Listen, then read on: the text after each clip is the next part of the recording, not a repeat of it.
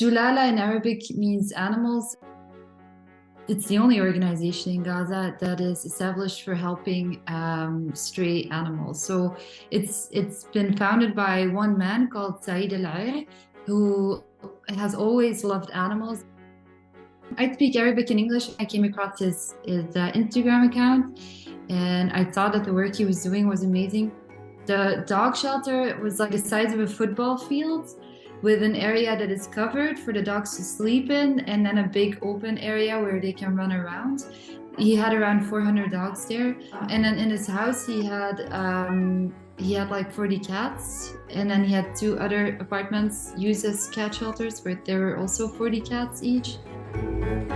So on October 7th, everything changed. We were all in shock. Like, I woke up to a text from Said saying, "Good morning, a war started."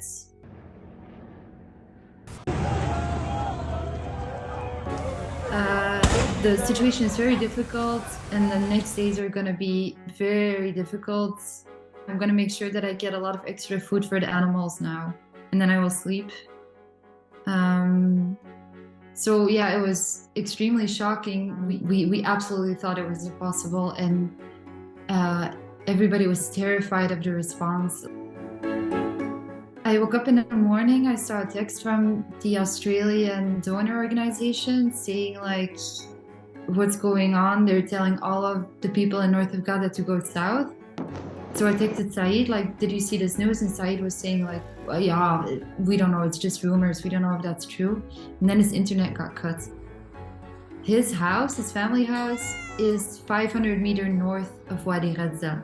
But one of the 2 apartments he was renting was in the south of Wadi Gaza. So he managed to take all the 120 cats together in the shelter south of Wadi Gaza.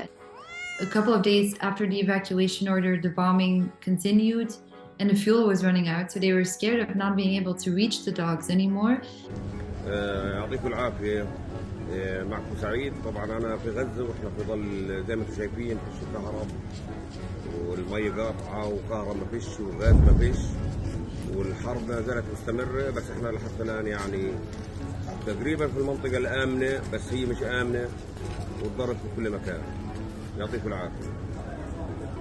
Dogs are so scared of bombing, just like humans, so that when an airplane flies over and right before the bomb drops, the sound of the airplane changes, and everybody, humans included and animals, feel like at that moment the bomb is going to drop on their head. So of course the animals are absolutely terrified.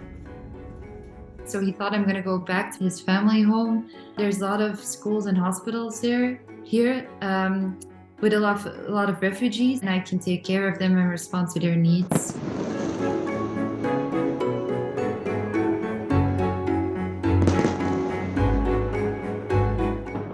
But then 1 or 2 days later, the whole area of Zahra was flattened.